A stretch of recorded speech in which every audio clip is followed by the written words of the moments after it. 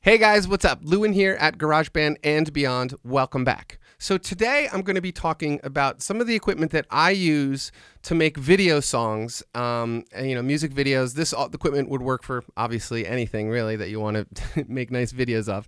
But I'm talking about video songs, the stuff that I've been making, for Mark Silver and the Stone Thrower, Sunshine Superman, and of course over here on GarageBand and Beyond. So this is just some equipment that I've accumulated over the last year and a half that I have really found to boost the production level of my videos. So the first thing I'm going to talk about is just, a regular little HD camera right here. This is the Vixia HF200 by Canon. Really common, simple, great little video camera. I really do like the smaller, lightweight ones that use SD cards. SD cards are nice to be able to swap, out in the field or whatever. But you can also, get one of those little GorillaPod things, those tripod things with the legs, and you can bend them and you can put them wherever you want. They're really cool things. And I've hung this upside down from air vents and, light poles and all sorts of stuff. But a great little lightweight camera is a very good thing to have. And now, this is a couple years old, so I'm sure you could find this used. Not very expensive. Even when I bought it, it was a medium price, so maybe around $400 or $500. Great thing to have.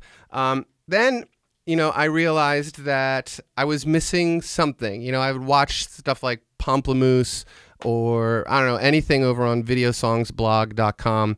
If you don't know what that is, click the link below. There's a link below for that. But it's sort of like the place, if you want to go watch a bunch of video songs, that's the website to go look at. But then I realized that, there's another camera out there that I should be using. And I found out from our good friend Marty Schwartz that the Canon and Nikon had sort of taken over the video song world, and particularly the Canon just because it's a lot less expensive, but the quality is amazing. I love it. This is the Canon Rebel T2i, full, HD, 1080p, all that stuff. You can plug in an external microphone. You can change the lenses, all that kind of stuff. But this is sort of one of the main components to getting that video song look. Using a good DSLR camera will really, really help. And one thing I'm going to mention that my good friend Arno, my good online buddy, Arno from videosongsblog.com, he'd made a couple videos with his band, and I was curious about, some the looks that he was getting, and he recommended this lens right here. This is the Canon 50mm lens with an f-stop of 1.8. So basically, if you're watching those videos and you see, the background's really blurry, like really blurry, but the subject is nice and in focus and it looks warm and stuff, it's most likely one of these 50mm lenses. Really short focal length and great optics, inexpensive autofocus, all that stuff. Just a great little lens to add on. These are like $100 on Amazon too. So that's it for pretty much the camera stuff that I have that works for me really well.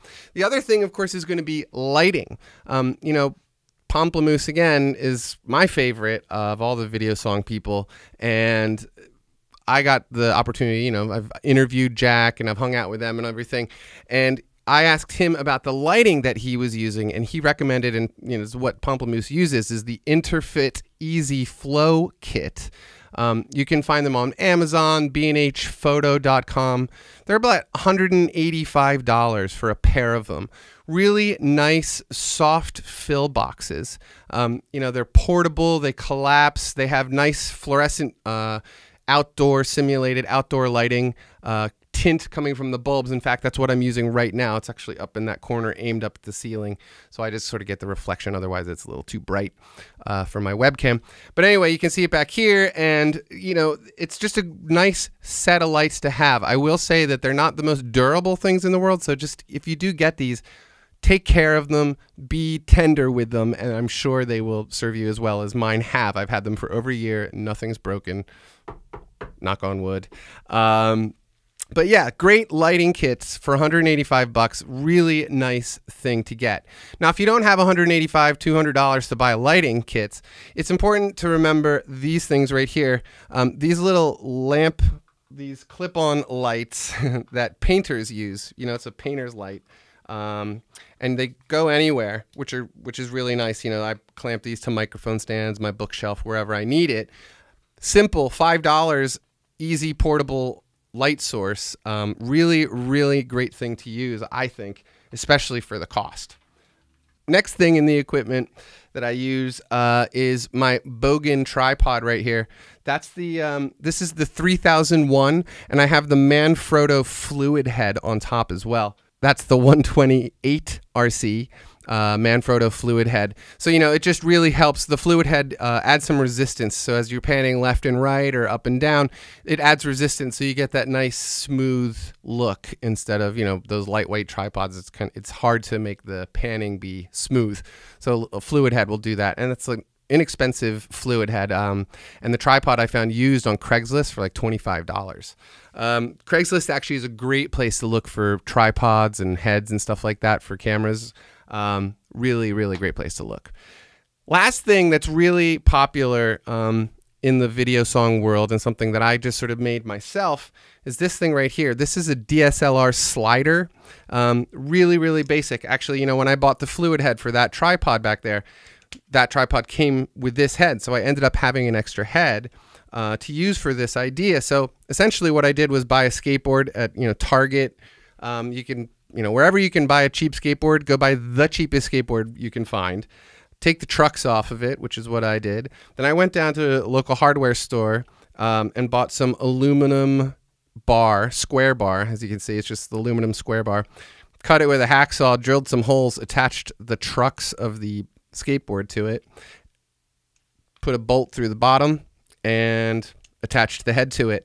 Now, the shots that you have watched already, the Interfit Easy Flow shot, that was using this device right here. So basically, you know, you can roll it on a table, you can roll it on a floor. I also do have a set of tracks that are in my garage right now because I'm redesigning them, but I can attach those tracks to the top of the tripod, and then I can be a little bit more, you know, versatile with where I get to slide my slider. Now, you don't have to go out and make one of these things. You know, Arno from videosongsblog.com put out a video a couple months ago. It was a Depeche Mode cover, and he had a slider shot in it, and I was very curious. I was like, wow, how'd you do that? It looks really cool. And he actually told me he just, you know, has this exact camera, and he put it on top of like a sofa cushion or something, and probably, I think he taped it down, and then pulled the sofa cushion along and pushed it or pulled it, and, you know, got that slider effect. So you don't really have to go out and like build a whole thing unless you want to. I like doing that stuff, but a pillow will definitely do a decent job of that. So let's see. So that's it pretty much for the equipment that I have. The 2 lights, a couple of these painter lights, a nice tripod, a couple of cameras. Last bit of this that sort of people do get stuck on is syncing everything up in the end. So remember that all the cameras you're using, and, you know, in the video song world, it is, you know, what you see is exactly what you're hearing. So you're playing it in the room, and your camera is still getting that audio. So what I usually do, like I use Final Cut Express, and I'll put on a set of headphones, and I will mute like the left side of the actual audio track, the recorded mix, the full mix. I'll mute one side of it, and then I'll mute the other side of the camera audio, and that way I just get, you know, like on this side I'll hear just the real audio, like my actual mix, and on this side I'll just hear the camera audio, and then I can hear the delay, and I, you know, appropriately move that audio track left or right until it locks up. That's just the way I do it, but that's sort of, you know, the big stumbling point for a lot of people is how do you lock up the video. So just remember that all the video coming off your cameras has audio on it, and you can use that as a reference to lock stuff up. iMovie does work really well, I will say. I started out on iMovie, had a great time using it. I still use it pretty often, actually, but it's a great thing. So anyway, that's pretty much it. If anybody has any more questions, feel free to email me. I always try to respond, and that's pretty much it. So I hope you guys enjoyed this little tutorial about video song making, and I will talk to you soon. Please, please, please subscribe to my channel. I got videos coming out all the time, and I'll hope to see you soon. All right, later.